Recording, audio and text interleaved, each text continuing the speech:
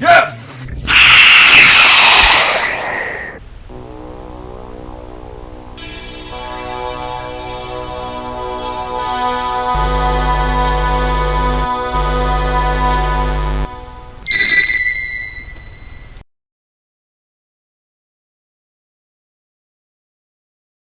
Hey everyone, Dante here with the Raging Geek, and today I have Marvel Legends Doctor Strange. This is from the Multiverse of Madness movie. I got this figure at Target for $22.99.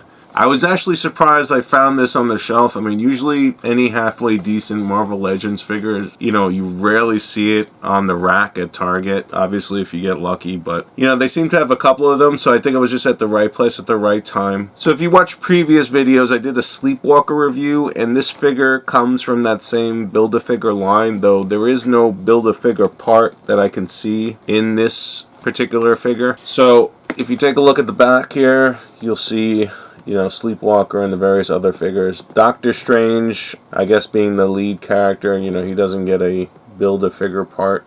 So let's open this up and take a closer look. This is the Marvel Legends Doctor Strange in the Multiverse of Madness by Hasbro. So first and foremost, I want to say, wow, this looks just like Benedict Cumberbatch. I mean, look at that figure. That is great. Front face, profile, looks spot on like the actor. As far as the figure goes, we have the typical Marvel Legends series points of articulation, wrists, elbows, upper arms, ball-jointed shoulders, head moves great. He's got the ab crunch going on. And he's got a kilted garb here where, it's made of a vinyl plastic, but it also allows for side-to-side mobility like this. So it has twisting ability. The legs move good. It's got all the typical leg articulations. Hips, upper thighs, two double jointed knees, ankles. Limited somewhat to with the kilt here or the skirt. So you have some limited mobility with that. You got quite a few accessories here. So you got two extra hands here with the mystic effects. He's got the two hands attached out of the box. It's a fisted one, and there's a pointing hand, and he has two more, I want to say, spell weaving type hands. And then he has the cape. The cape also a vinyl type plastic. The cape has a nice flare to it, and it pretty much sits, it just rests on his shoulders. If you kind of extend his arms too much out, though, it'll give the cape trouble sitting on his shoulders. So, you can't flare his arms out too much when he has the cape on. But so, yeah, I mean, one thing with the cape, it's kind of annoying at times. If you move the arms in certain positions, I mean, it really doesn't let the cape rest on his shoulders. The cape has a tendency to fall off unless he's like kind of standing with his arms like at his sides like this, which, for a spellcaster, I mean, he's kind of gonna have his hands, waving about. And you see what I'm talking about where, when the cape's able to rest comfortably on his shoulders with his arms at his side, I mean, there's no issues. But once you start, spellcasting and having his arms waving about, spread out, say like this, like a spellcaster typically would, I mean, then you run into issues and you got this problem. So something I don't think they really thought out properly. You might get it to rest, but I mean, it's barely hanging by a thread,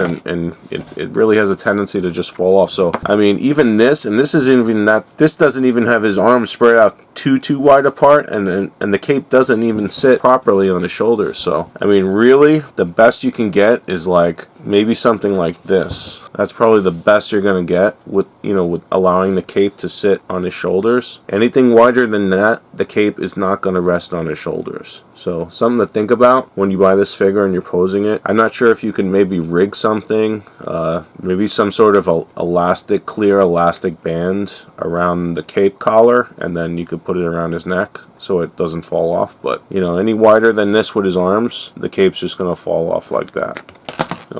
And another thing, if you tilt him back, I mean, the cape doesn't sit on his shoulders. I mean, it has a tendency to fall off. So, I mean, it's definitely easy to pose and take the cape on and off, but I'm not sure as far as the figure being functional with the cape on.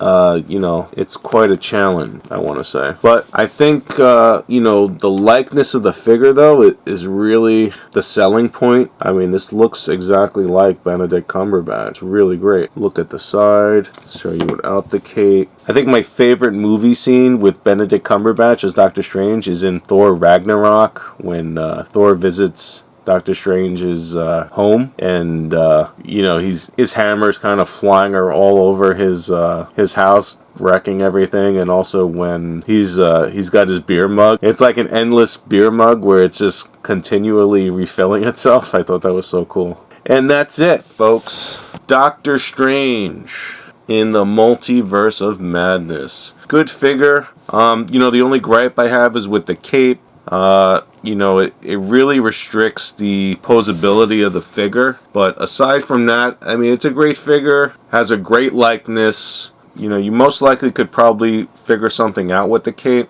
or just settle for a less flamboyant pose as far as spellcasting, where it's going to be, the hands are kind of straight in front of him as opposed to wide out. And I think you'll enjoy this figure. So stop by your local Target, $22.99. Pick it up. This is Doctor Strange in the Multiverse of Madness. Thanks for watching. This was The Raging Geek. Hope you enjoyed this video. Come again soon. Take care.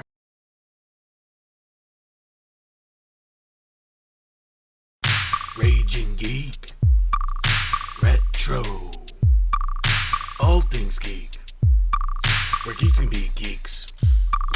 Raging Geek, Retro, all things geek, where geeks can be geeks.